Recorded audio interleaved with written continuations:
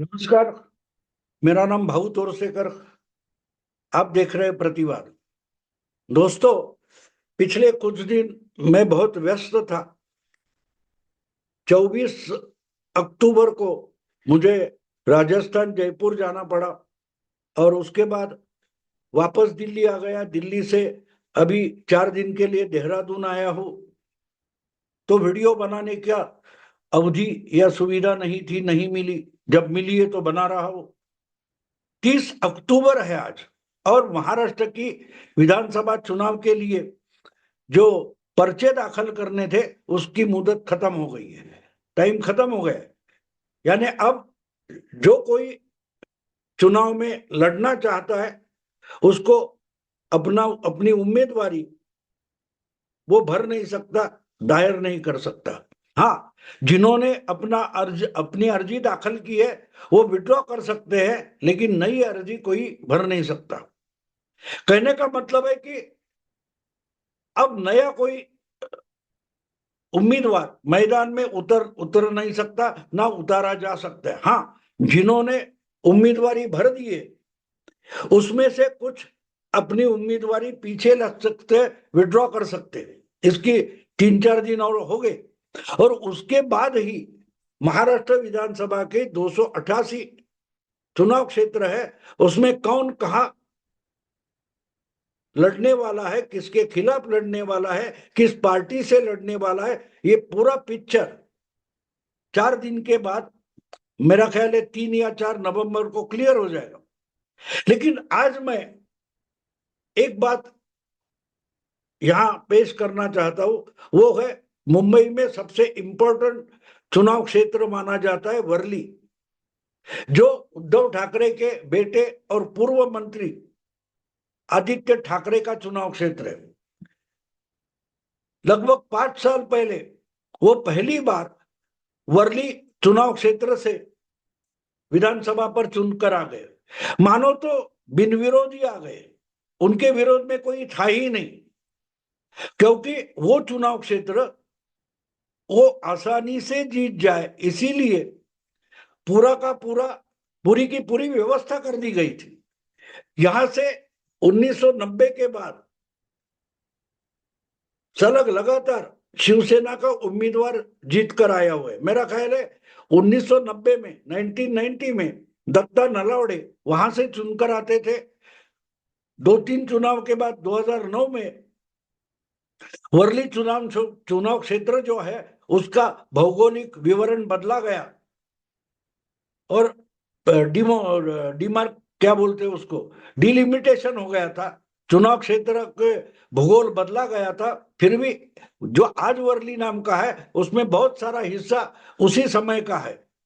तो कहने का मतलब है कि जो चुनाव क्षेत्र 2009 में नई तरीके से बनाया गया वर्ली, वहां सचिन अहिर जो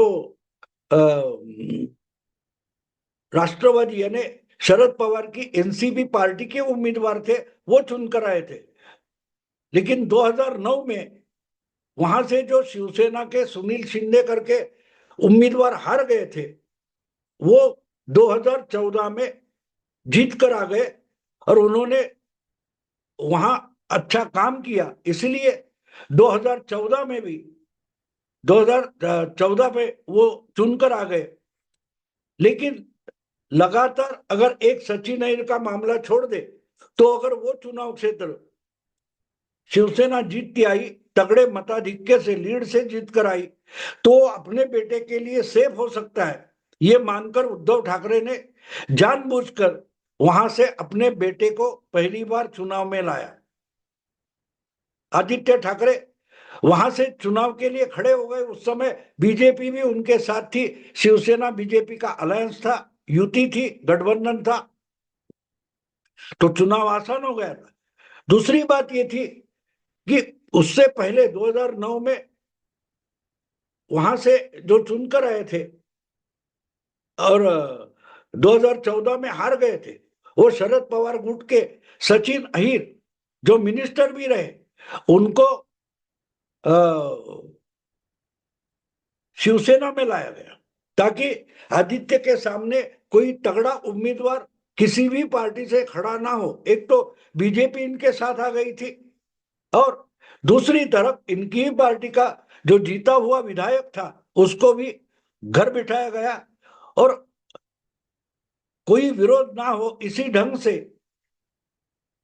आदित्य ठाकरे विधानसभा जीत गए थे। लेकिन वो जीत उनकी असली जीत नहीं थी। असली जीत इसलिए नहीं थी कि उन्होंने वर्ली में कभी काम ही नहीं किया था, ना कि संगठन खड़ा किया था, ना उससे पहले कोई चुनाव लड़ा था। तो जब बड़े बाप का बेटा है इसलिए आसानी से चीजें मिल जाती है, तो बेटा मस्ती में आ जाता है और बहुत सारी गलत हरकतें करता है और बिल्कुल आदित्य ठाकरे उसी लाइन पर चलते गए और इसीलिए वो विधानसभा के पहली बार सदस्य बने और पिता ही मुख्यमंत्री बन गया। तो आदित्य ठाकरे भी पिता के मंत्रिमंडल में मंत्री भी बन गए। यानी जिस दिन वो जिस पहली बार विधानसभा के विधायक बने उसी टर्म में पहले 2.5 साल वो मंत्री भी बन चुके और उनके दिमाग में हवा चली जाए तो कोई गलत बात नहीं, ये तो होता रहता है, हर इंसान का होता है। तो ये भूल गए कि वो अपनी ताकत से नहीं आए थे, ना पार्टी की अपनी पार्टी में अपने लोकप्रियता तक पॉपुलैरिटी के कारण आए थे। वो सिर्फ बड़े बाप के बेटे थे इसलिए उनको विरासत में ये सौगात मिली थी।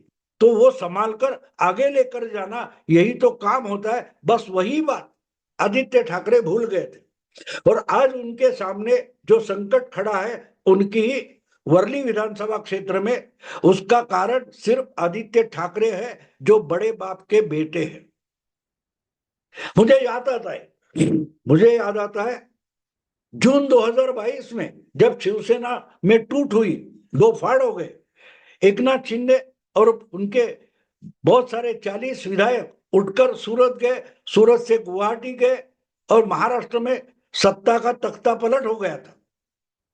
उस वक्त महाराष्ट्र के बाहर चले गए हुए एकनाथ शिंदे गुट के जो एमएलए थे वो गुवाहाटी से वापस गोवा आ गए और गोवा से जब उनको विधानसभा आना था तब इसी आदित्य ठाकरे ने धमकाया था। विमान हवाई अड्डा जो होता है विमानपत्तन बोलते हैं उसको, तो विमानतल से लेकर विधानसभा के रास्ते पर वर्ली पड़ता है और वर्ली से विधानसभा पहुंचना आसान नहीं है, यहां तक आदित्य ठाकरे ने धमकाया था। यानी ये मेरा विधानसभा क्षेत्र है, यहीं से आपको गुजरना पड़ेगा और मैं जाने नहीं दूंगा। यहां तक इनकी दादागिरी हो गई थी, यहां तक इनकी दादागिरी हो गई थी। अच्छा कोई बात नहीं, हो तो गया, क्योंकि वो उसी रास्ते से एकनाथ शिंदे के बागी विधायक विधानसभा पहुंचे, सत्ता का तख्ता पलट हो गया, एकनाथ शिंदे मुख्यमंत्री बन गए और 2.5 साल उन्होंने सरकार भी चलाई है। और इसमें 2.5 साल मंत्री और 2.5 साल अपोजिशन के लीडर बनकर आदित्य ठाकरे ने जो कोई काम किया है उसकी अब परीक्षा होने जा रही है उसी वर्ली चुनाव क्षेत्र में। और वो चुनाव क्षेत्र अब आदित्य ठाकरे के लिए आसान नहीं बचा है, क्योंकि जिस ढंग की रणनीति उनकी पार्टी जिस गठबंधन में है महाविकास आघाड़ी और उनके खिलाफ जो गठबंधन है महायुति, ये सब ने मिलकर जो एक रणनीति अपनी अपनी तरीके से वर्ली के लिए बनाई है, वो रणनीति हम देखें तो उसमें लगता है कि आदित्य ठाकरे चक्रव्यूह में फंस गए। देखिए राजनीति में हो, सार्वजनिक जीवन में हो, तो एक बात हमेशा ध्यान रखनी चाहिए, कम से कम दुश्मन हो और ज्यादा से ज्यादा दोस्त हो।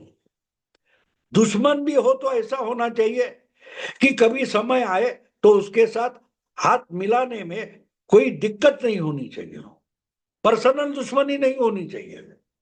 हाँ, विचारधारा का विरोध होता है, राजनीति में एक दूसरे के खिलाफ बोला जाता है, लिखा जाता है, कुछ किया जाता है, लेकिन पर्सनल दुश्मनी नहीं होनी चाहिए। आदित्य ठाकरे ने शुरू से लेकर आज तक बड़े बाप के बेटे होने के कारण सिर्फ दुश्मन बनाए, दोस्त कम ही बनाए। हाँ, एक बात कोई बोल सकता है, ऐसे कैसे चुनाव खत्म होने के बाद ये अचानक अपने बाप के साथ शरद पवार कांग्रेस के साथ चले गए, तो उन्होंने दुश्मन को भी दोस्त बना लिया। लेकिन ऐसे जो दोस्ती बनती है वो दोस्ती नहीं होती, वो व्यवहार होता है, सौदा होता है। तो अपने बाप को मुख्यमंत्री बनते देख आदित्य ठाकरे खुश हो गए और इसलिए उन्होंने एनसीपी और कांग्रेस को दोस्त तो जरूर बनाया, लेकिन वो दोस्ती नहीं थी, वो सौदा था। जिनको जनता ने नकारा था, ऐसे कांग्रेस और एनसीपी के लोगों को सत्ता में लाकर बिठाना और उसके बदले में मुख्यमंत्री पद उद्धव ठाकरे को मिलना, ये सौदा था, ना कि मैत्री थी। और उसके परिणाम हमने देखे। जब लोकसभा चुनाव आ गया तो सांगली चुनाव क्षेत्र में कांग्रेस का बागी खड़ा हो गया और उसने शिवसेना का कैंडिडेट को हराया था। कहने का मतलब ये कि आदित्य ठाकरे राजनीति में आए, लेकिन एक बात भूल गए, या उनको किसी ने समझाया तक नहीं कि राजनीति में दोस्ती जरूरी होती है, दुश्मन से भी दोस्ती जरूरी होती है। तो पिछले 10-5 साल वो ज्यादा से ज्यादा दुश्मन बनाते गए और दुश्मन बनाते बनाते उन्होंने खुद के ही खिलाफ, खुद के ही चुनाव क्षेत्र में और खुद की राजनीति में अपने ही इर्द गिर्द एक चक्रव्यूह बना दिया। और आज मुझे लगता है कि वर्ली चुनाव क्षेत्र से अगर आदित्य ठाकरे के लिए चुनाव आसान नहीं है, तो उसका सबसे बड़ा कारण खुद आदित्य ठाकरे और उनके पिताजी उद्धव ठाकरे है। क्योंकि ये चुनाव क्षेत्र आसान नहीं है, आदित्य ठाकरे के लिए आसान नहीं। हाँ, सुनील शिंदे के लिए आसान हो सकता है, क्योंकि वो चुनाव क्षेत्र सचिन अहिर के खिलाफ लड़ते लड़ते उन्होंने अपनी पैठ जमाई थी, अपनी जड़ें वहां गाड़ी थी और खड़े हो गए थे। तो उनको उखाड़ कर आप आदित्य ठाकरे नाम का गमला जाकर वहां रखते हो, तो आदित्य ठाकरे पेड़ नहीं बनता।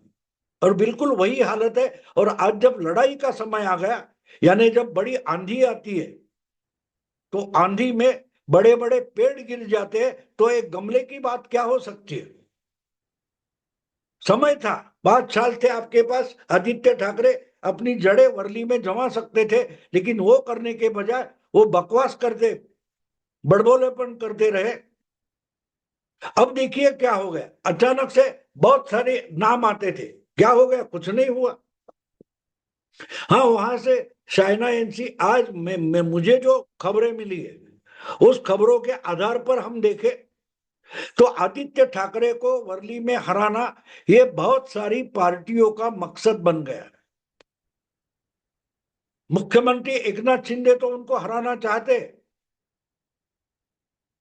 क्योंकि पिछले 2.5-3 साल आदित्य ठाकरे लगातार एकनाथ शिंदे को पर्सनल लेवल पर गाली गलौज करते आए, अपमानित करते आए, ह्यूमिलिएट करते आए। उनके पिताजी ने भी बहुत गाली गलौज किया है, तो उसको तो बदला लेना है। लेकिन अकेले एकनाथ शिंदे आदित्य ठाकरे को हराना नहीं चाहते, उनके सिवा बहुत सारे हैं। जिस चाचा राज ठाकरे का 2-2.5 साल पहले एक मीटिंग हो गया था, उसमें उनकी मजाक उड़ाते हुए यही आदित्य ठाकरे बोले थे, मन से तो खत्म हुई पार्टी है, उस पार्टी का कोई वजूद नहीं है। अब राज ठाकरे ने पिछले चुनाव में आदित्य ठाकरे को सपोर्ट किया था, जबकि उनकी पार्टी उद्धव के साथ नहीं थी, फिर भी ये भतीजा है तो उसको सपोर्ट किया था।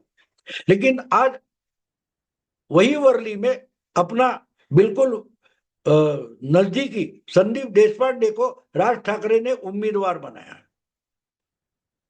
एकनाथ शिंदे ने अपना कैंडिडेट उधर खड़ा कर दिया, लेकिन जो एकनाथ शिंदे ने कैंडिडेट खड़ा किया है वो बहुत इंपॉर्टेंट है, बहुत इंपॉर्टेंट है। अचानक से 2 बार लोकसभा कर चुन के आए और 2 लोकसभा चुनाव शिवसेना के अरविंद सावंत के सामने हार चुके मिलिंद देवरा एकनाथ शिंदे की पार्टी में आ गए, तो उसका कोई मतलब था। और वही आज राज्यसभा के एकनाथ शिंदे के पार्टी के सदस्य है, फिर भी उनको एकनाथ शिंदे ने वर्ली में उतारा है। तो देवरा का वर्ली में उतारा जाना इंपॉर्टेंट क्यों है, ये अगर आपको समझना है तो जिस दिन आदित्य ठाकरे ने पहली बार वर्ली चुनाव क्षेत्र में अपना कैंपेन शुरू किया था, उसका पोस्टर याद कीजिए। उस पोस्टर में मराठी में लिखा नहीं गया था, अंग्रेजी हिंदी में नहीं लिखा था। जो स्लोगन थी आदित्य ठाकरे के चुनाव की पहली स्लोगन थी, केम छो वर्ली। मतलब यह है कि आदित्य ठाकरे मराठी की राजनीति करने वाले पार्टी से चुनाव में उतरे हैं, आए हैं, उसी विरासत में है, फिर भी वर्ली में उतर गए। तो वर्ली में उनको सबसे पहले अपील करनी पड़ी थी, वो गुजराती वोटर को करनी पड़ी थी, गुजराती भाषिक वोटर को करनी पड़ी थी। ये चुनाव में उतरने के पहले 5 साल वो जान गए थे। और आज उसी चुनाव क्षेत्र में अगर मुरली देवरा, ये गुजराती तगड़े उम्मीदवार को एकनाथ शिंदे ने उतारा है, तो वर्ली चुनाव क्षेत्र के गुजराती वोटर को आदित्य से तोड़ना, यही इसका सबसे बड़ा हेतु और मकसद होगा। दूसरी बात भी समझनी चाहिए, मुरली देवड़ा अपनी दिमाग से या अपनी राजनीति के लिए एकनाथ शिंदे के साथ आए, ऐसा मैं नहीं मानता। एक बार मुझे एक इंटरव्यू याद है, उस इंटरव्यू में देश के सबसे बड़े उद्योगपति मुकेश अंबानी ने बोला था कि मेरे लिए, मेरे इलाके में, मेरे चुनाव क्षेत्र में मेरा लीडर, मेरा लाडला लीडर मिलिंद देवरा है। तो जब मिलिंद देवरा अचानक उठकर एकनाथ शिंदे की शिवसेना में आते, तो उसके पीछे मुकेश अंबानी की प्रेरणा हो सकती है, ये नहीं भूलना चाहिए। तो दो सबसे बड़े अड़ंगे जो आदित्य ठाकरे के राह में है, वो हमें समझना जरूरी है। वर्ली में गुजराती, मारवाड़ी और हिंदी भाषी, इनकी संख्या बड़ी है और इनको दुर्लक्षित करके कोई भी वहां से चुनाव नहीं लड़ सकता। और जब मुकेश अंबानी जैसा तगड़ा सपोर्टर मिलिंद देवरा के सामने है और उनको ही आदित्य ठाकरे के सामने उतारा गया है, तो शायद मुकेश अंबानी भी आदित्य ठाकरे को हराने की कोशिश कर रहे हैं। ये हम गृहीत धर सकते हैं, समझ सकते हैं। क्यों क्यों ऐसा क्या आदित्य ठाकरे ने मुकेश अंबानी का बिगाड़ा है, इस पर जरा ध्यान दो दोस्तों। उद्धव ठाकरे सरकार हारने का और गिरने का कारण एंटीलिया था, जहां उद्धव ठाकरे का लाडला पुलिस अफसर सचिन वाजे बहुत बड़ा दादा बन गया था, जिसने मुंबई के पुलिस को भी माफिया बना दिया था। ऐसे सचिन वाजे ने जो डायनामाइट्स थे वो एंटीलिया के सामने रखे थे, जो एंटीलिया मुकेश अंबानी का निवास स्थान माना जाता है। जैसे उद्धव ठाकरे, ठाकरे फैमिली से मातोश्री का नाम जुड़ा है, वैसा ही मुकेश अंबानी से एंटीलिया का नाम जुड़ा हुआ है। और ऐसे एंटीलिया के सामने डायनामाइट रखने की जरूरत सचिन वाजे ने की थी, जो सचिन वाजे उद्धव ठाकरे और आदित्य ठाकरे का लाडला था। और आज अगर मिलिंद देवड़ा आदित्य ठाकरे के सामने चुनाव में वर्ली से उतारे गए, तो उसका मतलब आप समझ लो कि कितना बड़ा चक्रव्यूह आदित्य के सामने। आगे किसी वीडियो में इसके और डिटेल में मैं जाऊंगा, आज सिर्फ इतना ही बताऊंगा कि अकेले कोई पॉलिटिशियन नहीं, अकेले एकनाथ शिंदे नहीं, अकेली महायुति नहीं, बल्कि आदित्य ठाकरे को हराने के लिए बहुत बड़ा चक्रव्यूह रचा गया है और उसका एकमेव कारण खुद आदित्य ठाकरे है। दोस्तों, अभी यही रुकता हूं। अगर ये वीडियो आपको पसंद आए तो लाइक कीजिए, शेयर कीजिए और प्रतिवाद को ज्यादा से ज्यादा सब्सक्राइब कीजिए। नमस्कार।